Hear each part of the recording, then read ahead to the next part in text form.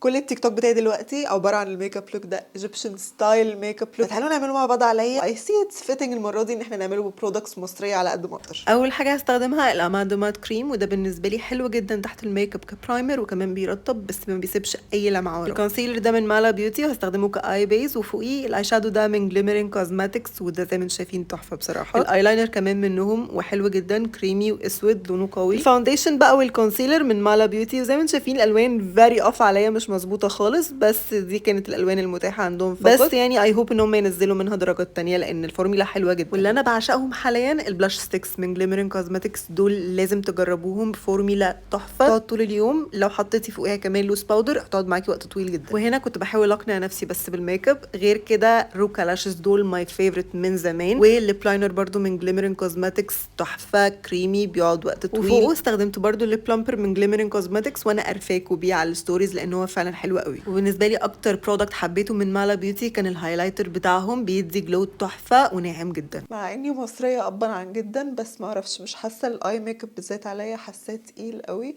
ما اعرفش، قولوا لي رايكم تحت في الكومنتس بس بالراحه.